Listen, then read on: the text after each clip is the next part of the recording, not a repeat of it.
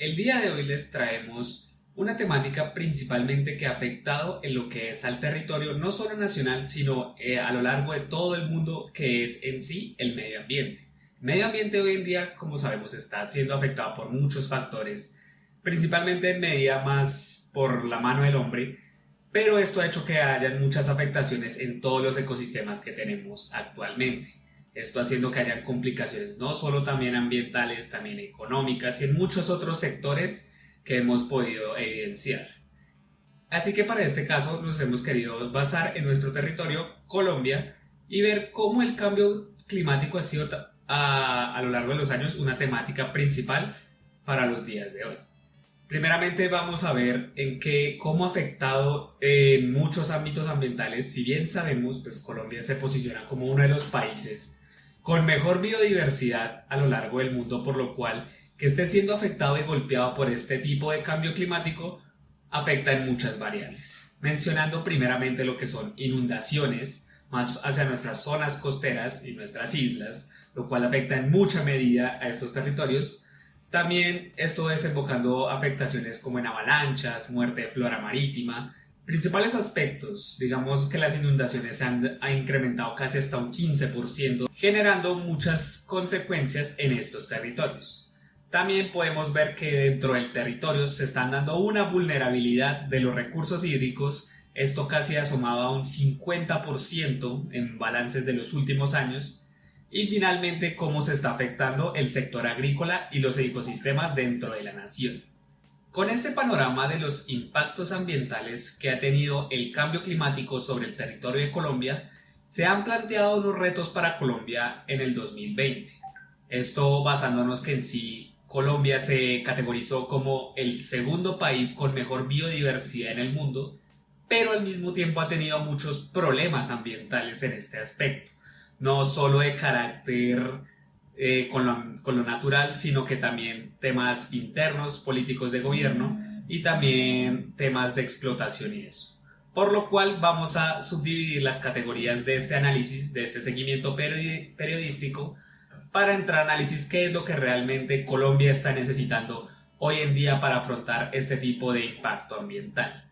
Por lo que en primera instancia vamos a estar revisando lo que son las problemáticas del gobierno en sí, qué está haciendo el gobierno bien o qué está haciendo mal para que este tipo de temas sean tratados con eficacia y no sean, por decirlo así, dejados sobre la mesa sin ningún tipo de trato. También dentro de esto se va a analizar si realmente se está haciendo una correcta gestión de cómo se está tomando estas medidas ambientales.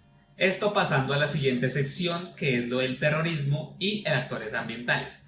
Si bien sabemos, en Colombia se ha visto muchos casos a lo largo del año con nuestros conflictos y todo eso, el tema del terrorismo, esto no ha dejado de lado lo que es también el lado ambiental, por lo cual se entrará a analizar realmente cómo esto está afectando, cómo el contexto está afectando en sí a lo ambiental y también cómo hoy en día lo que son los actores ambientales, los que tratan de mediar, de ver cómo hacer para mejorar esta situación, cómo se están viendo afectados, si no están siendo apoyados o qué realmente es lo que está pasando con ellos, si están siendo dejados de lado o pues si están siendo considerados.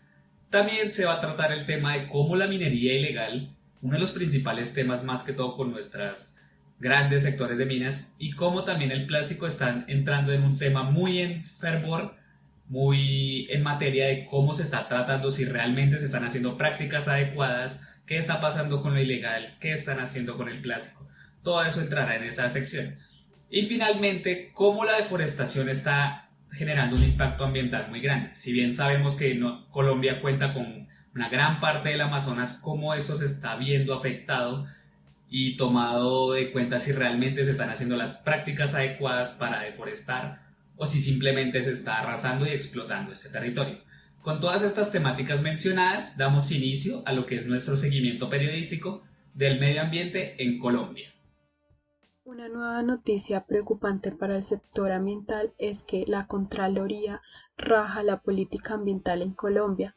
Un nuevo y duro campanazo se podría llamar a esta noticia sobre la situación ambiental que está pasando el país, ya que la Contraloría General de la República al entregar su informe anual sobre el estado actual de este sector del país.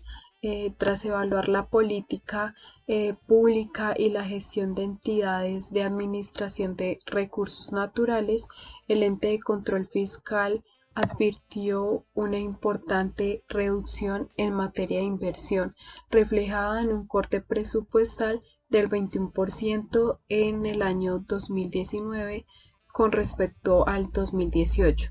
Según el Contralor Carlos Felipe Córdoba, en la presentación de Informe de Estado de los Recursos Naturales y el Ambiente, las debilidades y las carencias que persisten en la política pública ambiental no garantizan el objetivo nacional, que es generar un ambiente más sano para la calidad de vida. Tras lo anterior, la Contraloría señaló que se ha incrementado la carga de impactos ambientales en el país, como se advierte en la contaminación de las cuencas hidrográficas, también se puede ver evidenciado en la pérdida de recursos hidrobiológicos de los ecosistemas marinos y manglares. El aumento de la deforestación también es un problema de este tipo y asegura el ente de control fiscal que, al igual que la vigencia del año 2018, el presupuesto para el desarrollo sostenible y ambiental en el 2019 presentó una gran reducción, ya que en esta oportunidad se encontró con 83.017 millones, que generó un menos 17% al año con respecto al año 2018. Al pasar de 705.020 a 622.602 millones, lo que para la Contraloría significa que la inversión que se está asignando de manera inversa al aumento de la problemática. Por otra parte, se evidenció una nueva noticia el día 7 de octubre del presente año, en el cual el Senado aprobó una proposición que busca frenar la minería en los páramos de Colombia. Para esto se realizó una votación en la cual 82 personas votaron a favor y 0 personas votaron en contra. El Senado de la República aprobó la proposición en la que el presidente Iván Duque prohíbe los proyectos de megaminería en los 37 ecosistemas de páramo en el país. La proposición fue suscrita por los principales senadores, que fueron Alexander López Maya, Angélica Lozano, Gustavo Bolívar, Alberto Castilla, Jaime Durán, Antonio Sanguino y, por último, Guillermo García Real. En consecuencia, abstenerse de adelantar cualquier actividad de megaminería en el páramo de Santurbán y sus ecosistemas circunvecinos que pongan en riesgo su biodiversidad y conservación, dice la proposición tras el debate de control político para la defensa del páramo de Santurbán. La proposición también solicita que el gobierno no se abstenga de otorgar licencias de explotaciones de minería a personas jurídicas de carácter privado, que pueda afectar, degradar o contaminar la biodiversidad de cuerpos hídricos en los páramos de Colombia. La organización conocida como Global Witness se ha empeñado desde hace 7 años en demostrar que el asesinato de los defensores es una realidad innegable en un buen número de países. En el 2019, 212 personas defensoras han muerto. Esto es un promedio de más de 4 personas por semana. También es importante reportar que 2/3 de los casos ocurrieron en países de América Latina. Evidentemente, esta situación no es ajena a Colombia, puesto que en el año 2019 ocupó el primer lugar dentro de los países con más asesinatos registrados por el Global Witness, con un total de 64 activistas. En Filipinas asesinaron a un total de 43. Esto indica que la mitad de los homicidios ocurrieron entre estos dos países. Los más afectados fueron los líderes indígenas, guardabosques y los activistas. Colombia ya había ocupado la segunda casilla en el 2018 con 24 muertos. En el 2017 había registrado 24 víctimas y en el 2016 37 homicidios. Esto quiere decir que en los últimos 4 años 149 defensores ambientales han muerto luchando por defender la naturaleza y sus recursos. Así lo declara también Juliana Borges, quien es la directora de movilización y comunicaciones de Movilizatorio. Ella afirma: trabajar por los derechos humanos y de la naturaleza no puede ser sentencia de muerte. Luego de que la organización Movilizatorio estudiara a profundidad lo que ha estado ocurriendo con el tema de líderes ambientales en el país, se ha decidido emprender una campaña internacional denominada #Ojo a la Vida, que busca obtener el apoyo colectivo de personas alrededor del mundo mediante la firma de una petición para asegurar la protección efectiva de los líderes ambientales en el país. Estas peticiones son enviadas a correos de instituciones del gobierno nacional con el fin de hacerles un llamado al cumplimiento del documento COMPES de líderes que fue prometido por el gobierno nacional en el 2019. Lourdes Castro, del programa Somos Defensores de Colombia, ha enfatizado la falta de eficacia del acuerdo de paz y cómo esta falla ha dado pie a un contexto de continua agresión y violencia en contra de las personas defensoras del medio ambiente. Si vamos por la misma línea de combinación entre violencia y medio ambiente, encontramos que en los últimos 10 años los cinco oleoductos para el transporte de petróleo con los que cuenta Ecopetrol en el país han sido dinamitados en 1019 ocasiones, siendo el norte de Santander, Arauca, Nariño y Putumayo las regiones más afectadas. Asimismo, la Asociación Colombiana de Petróleo ha señalado que en las últimas 3 décadas se han derramado 4,1 millones de barriles de crudo por ataques a la infraestructura petrolera. Según esta entidad, entre el 2002 y el 2015, 9,3 millones de barriles han sido robados de los oleoductos del país, de los cuales 6,5 millones terminaron vertidos sobre ecosistemas naturales. También se puede observar en la siguiente gráfica que durante estos años los derramos más importantes se ven en acciones de terceros o específicamente de grupos armados al margen de la ley. En este video también se puede evidenciar el atentado contra el oleoducto Trasandino en el año 2019 en la vereda Valle de las Palmeras, en el municipio de Orito, en el departamento de Putumayo. Ante esta situación, la compañía Ecopetrol puso en marcha un plan de contingencia del oleoducto Trasandino para tratar de evitar las afectaciones que se generaron por este hecho. El atentado produjo la rotura de la tubería y derrame de petróleo en todo el sector, lo cual afectó directamente al río Guamés, además de, claro, generar contaminación en el aire. Solo en el año pasado se presentaron aproximadamente 19 atentados contra este oleoducto, que transporta el crudo producido en el departamento de Putumayo y Nariño hacia el puerto de Tumaco en el Pacífico colombiano. Las voladuras, además de los daños ambientales que pueden provocar, también representan millonarias inversiones en cuanto a reparaciones. Desde el año 2009 hasta el 2017, Ecopetrol ha destinado un poco más de 251.000 millones de pesos para este tema. Solo el año pasado esa empresa invirtió 157.000 millones y en el 2019 esta cifra ascendió a 25.000 millones. El ELN se ha involucrado con el tema de la explotación petrolera desde las huelgas de 1963. Desde entonces, estos grupos armados ilegales han interactuado con este sector a través de secuestros, atentados contra contratistas y empleados, así como la extorsión. Estos atentados, en muchos casos, se les ve como un castigo por no pagar las extorsiones. Sin embargo, también sirven como una reivindicación de sus ideologías de lucha contra la llegada de las empresas transnacionales y la violación de la soberanía nacional. El ELN ha reconocido que hay un daño al medio ambiente, pero al mismo tiempo afirman que la misma industria lo afecta.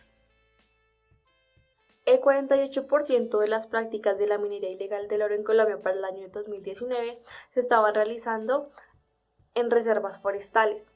Esto dio a entender que 98.028 hectáreas fueron afectadas y 47.670 zonas claves de biodiversidad también. El mecanismo que se usa para sacar el oro es por aluvión. Esto quiere decir que se hace tanto por tierra como por agua.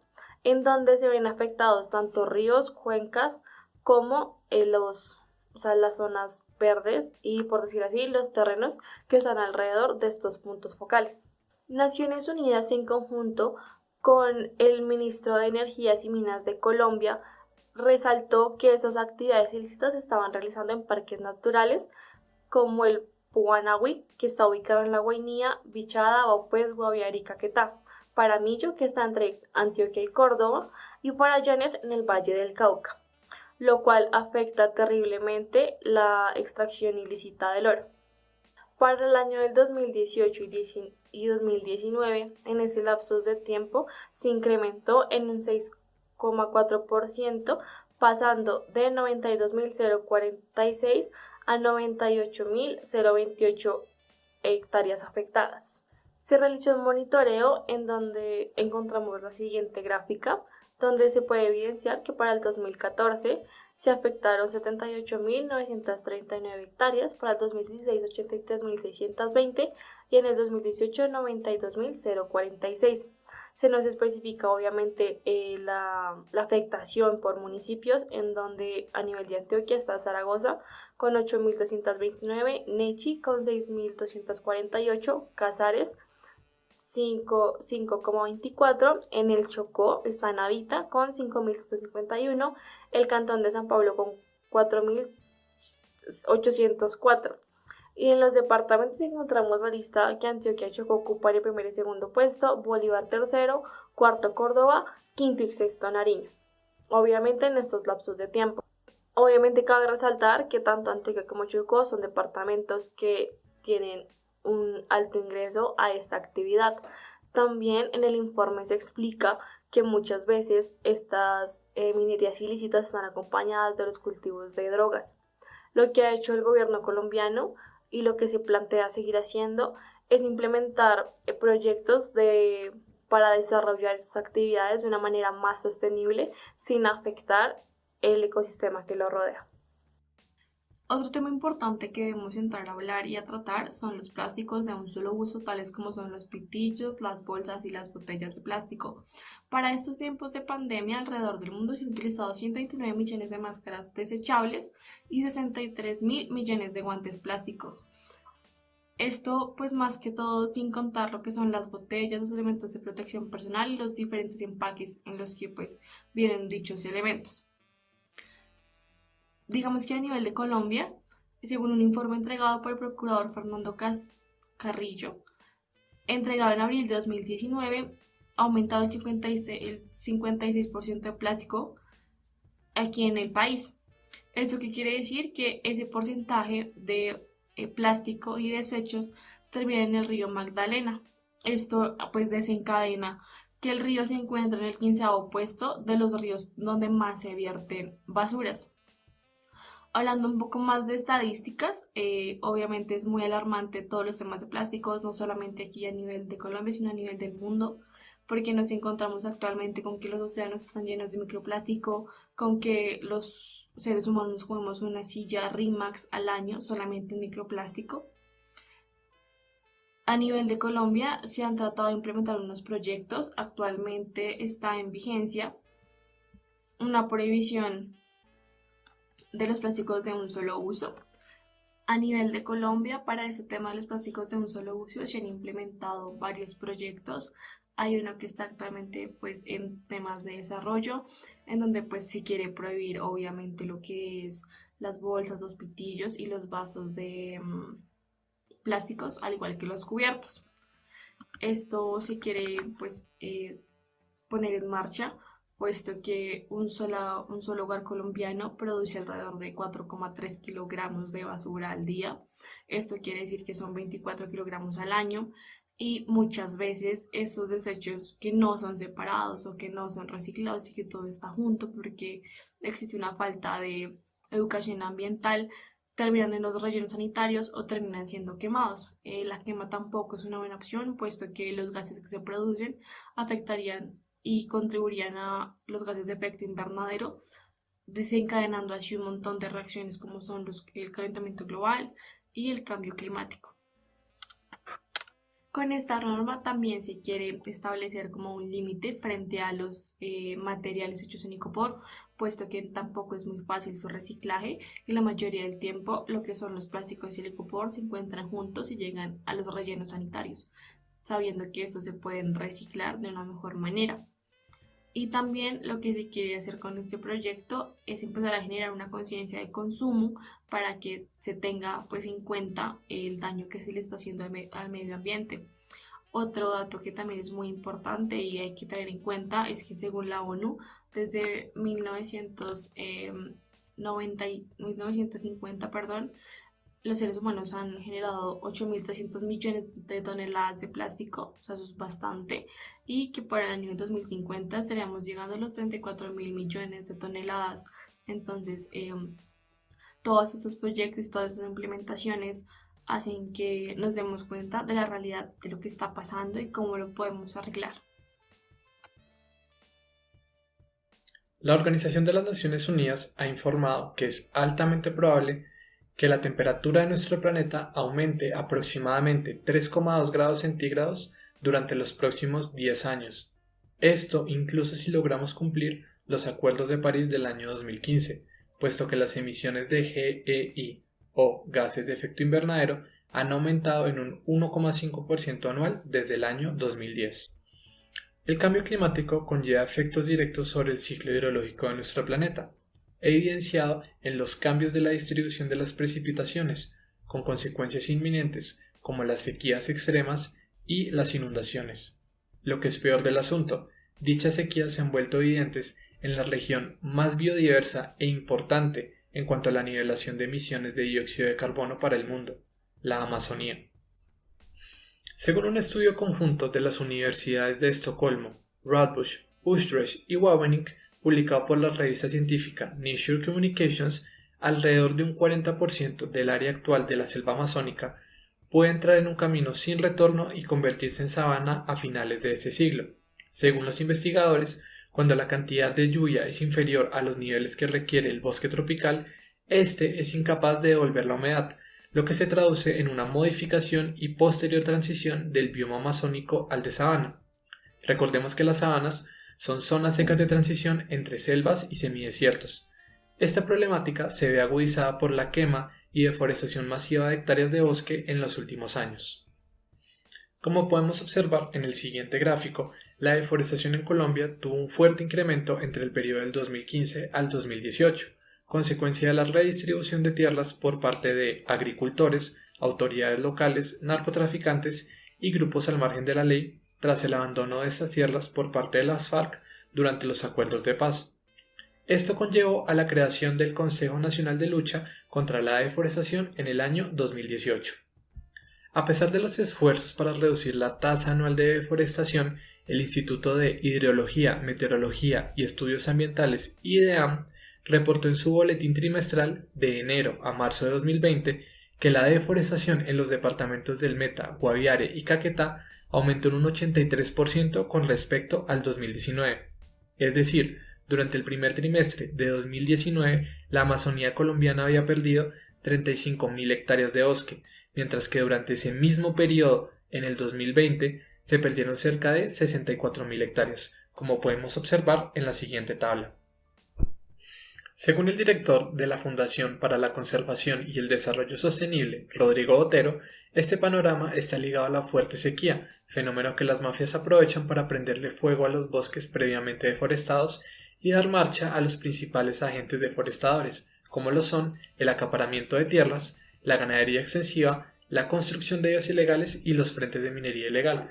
Como podemos observar en el siguiente gráfico, en el 2020 la región de la Amazonía representó el 68,3% de las alertas tempranas de deforestación recopiladas por el IDEAM.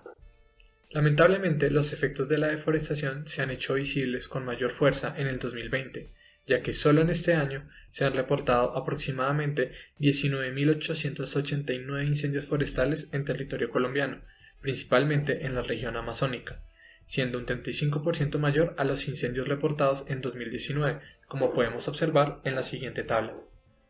Las problemáticas mentadas tienen la característica de existir dentro de un bucle. En otras palabras, las emisiones de gases de efecto invernadero conllevan el incremento de la temperatura global, la cual, junto con los procesos de deforestación, originan el escenario perfecto para que se produzcan los incendios forestales, los cuales a su vez reducen el bioma amazónico. Eso se traduce en menos precipitaciones y mayor sequía, retroalimentando todo el proceso.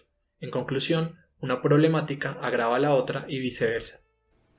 Es menester hacer una mención especial al panel de Medio Ambiente y Sociedad desarrollado en el 10º Congreso de Responsabilidad Social, bajo el lema Nuevo Mundo, Nuevas Responsabilidades, el cual fue organizado por la Fundación El Nogal y tuvo lugar el pasado 7 de octubre. Durante el desarrollo del panel, se presentaron diversos puntos de vista respecto a los efectos que ha tenido la pandemia sobre la situación ambiental del país en la actualidad. El columnista del diario El Espectador, Juan Pablo Ruiz Soto, puso en evidencia que una situación que Colombia debe evitar a toda costa es pasar de la crisis del COVID-19 a la agudización de la crisis financiera. Recordemos que en América Latina ya se han perdido el equivalente a 80 millones de trabajos, mientras que solo en Colombia la tasa de desempleo es superior al 20%, siendo las mujeres y los jóvenes los más afectados. Para contrarrestar esta situación, el experto ambientalista ha propuesto que Colombia tiene la oportunidad para entrar a negociar canjes de deuda por gestión climática. Estos canjes consisten en la cancelación de parte de la deuda externa del país a cambio del compromiso para financiar proyectos que permitan conservar y proteger nuestro patrimonio natural. Recordemos que Colombia es el segundo país más biodiverso del mundo y cuenta con cerca del 50% de los páramos andinos, además de que la Amazonía, el principal pulmón del mundo, gracias a que absorbe aproximadamente 2 millones de toneladas de CO2 al año, ocupa un 42% del territorio nacional. La labor del cuidado de zonas como la Amazonía permite evitar la acentuación de la crisis climática y genera beneficios ecosistémicos de gran importancia para el mundo. El experto asegura que Colombia, al igual que otros países como Noruega o Japón, tiene una gran oportunidad para negociar recursos de compensación que tienen y deben ser transmitidos a las comunidades encargadas de conservar y proteger los ecosistemas colombianos. Por su parte, la docente de la Universidad del Rosario, Diana Ocarejo Suescum, se refirió a la estrecha relación que existe entre la justicia social y la justicia ambiental, dentro del marco del desarrollo sostenible. La docente Ocarejo hizo un llamado a la creciente desigualdad en cuanto a temas de políticas eficientes que permitan proteger a las comunidades encargadas de la importante labor de conservación natural. Un claro ejemplo de esto fue la llegada de la Minga indígena a Bogotá el pasado 18 de octubre, en la cual más de 7.000 indígenas provenientes de los departamentos de Nariño, Cauca, Huila, Valle, Caldas y Putumayo se desplazaron hasta la capital para establecer un diálogo con el presidente de la República respecto a 4 aspectos: la defensa de la vida, el derecho al territorio, la democracia y la paz. De esta forma, la Minga indígena le exige al gobierno colombiano que tome medidas claras y plausibles en contra de la violencia que estas comunidades deben de afrontar por defender sus tierras de grupos criminales y del narcotráfico. Con todo esto, todos los municipios del país presentan consecuencias a razón del cambio climático, considerando San Andrés, Vaupés, Amazonas y Guainía los más afectados. Se debe crear un plan de acción en el que la vulnerabilidad, la mitigación, la adaptación y la educación y financiación sean indispensables para la toma de decisiones y fomentar un desarrollo humano sostenible, donde el crecimiento del país vaya de la mano con el medio ambiente.